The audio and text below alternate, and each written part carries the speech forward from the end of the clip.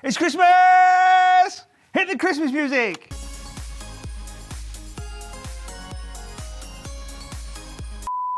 Tell them it's sponsored by Surfshark VPN.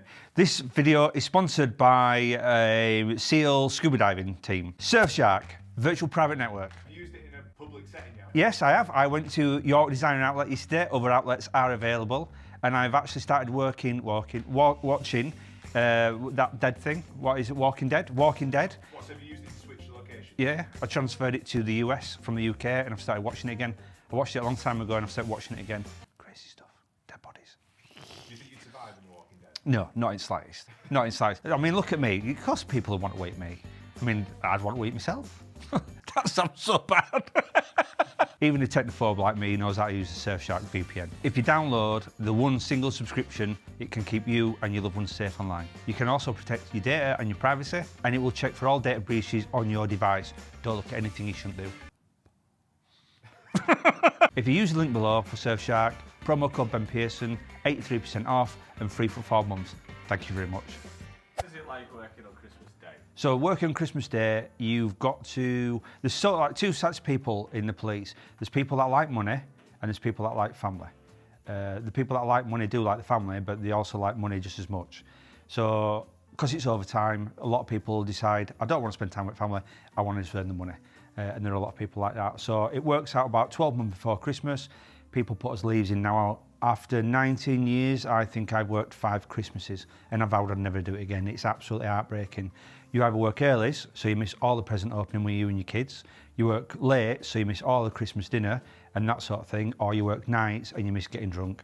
So I've always put my application in roughly December for the following December because you've got to get it in that quick. You come on duty and it's shit. It just is shit. Everyone tries to be nice, everyone tries to shake hands and say, oh, Merry Christmas, but you just know it's rubbish, you're missing out all over the world. You get told to go out and get your car and go patrol. When I first started in 2001 though, the sergeants used to say, go home, and then when the call comes in, go to the call. So you could take the police car home, sit at home, have your Christmas dinner with your family, and then if a call came in, you used to be able to go out in your car. Now they want you to drive around and do all the things, expecting all the robberies and stuff to happen, but it doesn't happen like that because Christmas is just full of people that can't drink, have massive domestics and start slapping each other left, right and centre. The term goodwill to all men has lost a lot of people, and all they seem to do is argue about turkey twizzlers. Well, I suppose that's Chantel and Levi that argue about turkey twizzlers because they can't afford it. I shouldn't have said that, should I? Yeah, and it's just bizarre because you turn up on Christmas Day to all these people that are just like pissed at 1 in the afternoon. And I mean, don't get me wrong, we all like having a drink, but you've got all the rest of the day to go and it's Christmas Day, you want to spend it with your kids. I remember once coming into work and having some cheese sandwiches. Imagine that, Christmas Day having some cheese sandwiches. It was Cheshire cheese and it were on Warburton's thick sliced breads, which were good. But yeah, it was like Christmas dinner. So I was like called Chris Hughes and he was going home to get his Christmas dinner. His mum was giving it on a big plate. So I remember going with Chris to his mum's house. She gave us 2 big plates, made me a Christmas dinner as well, put tin foil over it, and then we set off back. I remember him stopping the car on the way back and going around the corner at the bottom of Cavendish Street and all the gravy from the plate leaking down at my pants. 20 minutes later, I remember Chris getting out and having a foot chase and ripping all skin off his knees and his pants as I'm still sat there in the car holding the Christmas dinners. And it's just heartbreaking, regardless who you are, whether you're police, ambulance, fire, you're a doctor, you're a nurse, working Christmas Day absolutely sucks.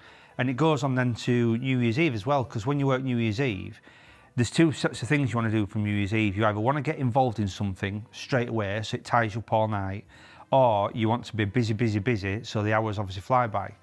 I remember being with Steve-O at a Subaru that crashed into a wall, and all the fireworks had gone off in the background because it was midnight, and we just shook hands and said Happy New Year. Obviously, can't think of anyone better to spend it with at the time. But there's other bobbies going out left, right and centre, getting involved in all sorts of stuff, because on New Year's Eve, there's not one call till midnight. It goes up till like probably 20 to 12, that sort of thing, and you can hear it, you can feel it all, the tension in there.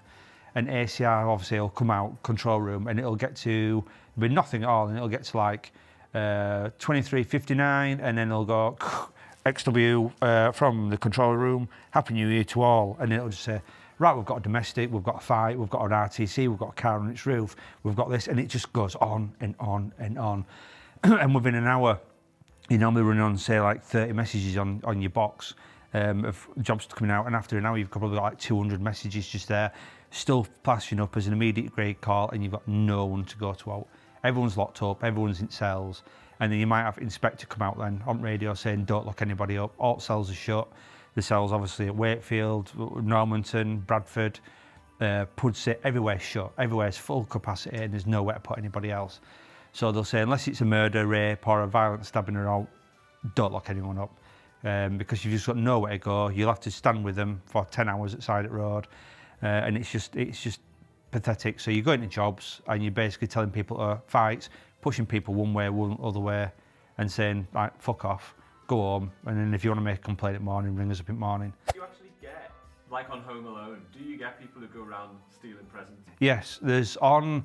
See, when I first joined, we got told we could go home and enjoy Christmas with his family. But now burglars have thought it's a big thing to go out. They go out on Christmas Eve and they go out on Christmas Day, because there's a lot of people that go to pubs Christmas Eve and go to pubs on Christmas Day, leave their house obviously empty, lights off, and they're a prime target for a burglary. So burglars go out and car thieves go out, all because they know there's a lot of cars that are out and about getting left in certain locations. So yeah, there's a lot, and I just do not get this. Why would anyone in the heart have it to go and burgle or steal or do something like that on a Christmas Eve or Christmas Day? Now, I don't care where you're brought up, anywhere around the world, or what you technically believe in, but it's meant to be like a season of love and joy and giving. And I don't know if I'm just being cheesy about it all, but why would you want to go out stealing? Why would you want to steal someone's Christmas presents? Or I just think it's just scum of earth. I'm sorry about that, but I just think it's scum of earth. You shouldn't do things like that. And Christmas is a time to be happy, and I like being happy. Some Christmas festive questions for you. Questions! We like questions. Santa Claus, do you believe? I don't get what you mean. Why would I not believe? Why? Is this something I'm meant to know? What are you laughing at? Of course I believe. Why would I not believe? It's Christmas. Does Santa Claus have a driver's license? Of course he does. He did his test at the North Pole. The sleigh registered with the DVLA? No. It's registered with the North Pole Vehicle Electorate, as we all know, and it's insured through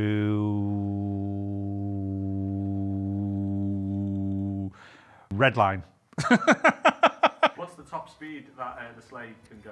So I know this. It's got to travel about 28,000 miles an hour to get around the world in 20, because technically it's not 12 hours, it's 24 hours from the time it starts. So it's about 28, between 30,000 miles an hour. If Santa went 28,000 miles an hour in a 30, would you give him a ticket? Absolutely not. He'd get a speed awareness course. Instant ban for Santa. Yeah. Santa, sorry, you've got to get up bus. What's your ultimate Christmas present? Oh, God. Oh, a Rolex Submariner. Jennifer Aniston. A lottery win. Doesn't have to be a lot of money. I don't know. And just be healthy and happy, I think. I suppose I don't want a new brain, but I want it to be better. Everyone on Twitter needs to tag Jennifer Aniston in this video. Jennifer Aniston, if you're watching. How does Santa get into your house?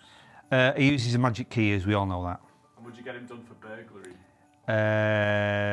No, because he's not a trespasser. Everyone wants him in the house, really, don't they? If he's out there with his big sack and he's and he's bringing you stuff, I think he's not a trespasser, so everyone's welcome in his house. Would you tackle him to the floor? Damn right. Oh no, I don't think I do, because I'd probably break his hip, wouldn't I? And that wouldn't be really good fun. So yeah, no, I'd cuff him at rear, but I wouldn't take him to the floor. How many brandies would it take for Santa to blow over on the breathalyser? Oh, God, good question. Legitimately, probably about 2. But I'm one of those people, if I didn't see it, it didn't happen. Okay, Santa? I don't know if you should say that. Yeah, don't ever drink and drive, because we don't condone that in here, but it's Santa Claus, and he can only have 2 brandies. Drink driving on a sleigh, but can you actually get done for drink driving on a horse? Oh, God. So for riding an animal? I know you can get done for being, like, drunk in charge of a pedal bike. I'm sure you can get drunk and being on a horse. I'm sure you can. Put questions in, put them down, or answers, Google it, because I'm not right sure, and I have got a mental illness, so some things I do forget. What should those concerned parents leave out for Santa if they don't want him drink driving? Milk. He needs to be left milk, water, apple juice. He likes apple juice. Rudolph likes a... What's Rudolph getting now? A carrot? Rudolph gets a carrot. But yeah, apple juice, water or milk. Especially. Mince pie? No, we don't do mince pies in our house. It's disgusting. I mean, who puts mince in a pie? It should be in a Cornish pasty, shouldn't it? What about Christmas pudding? No, who has a Christmas pudding? It's just weird, you know what I mean? And who has pudding with like coins in it? It's just anything with dates in it, sultanas. No, we're done. No, I don't like that. You're out of order now. Do you have any other Christmas unpopular opinions that you want to share with the world? Well, like crackers. I remember all the time, I remember getting stopped in Bingley one time by this girl. I shouldn't say this, should I? When I say girl, she was a woman. I think she was in her late 40s, and she kept coming up to Karen going, "Are you a leg or a breast man?"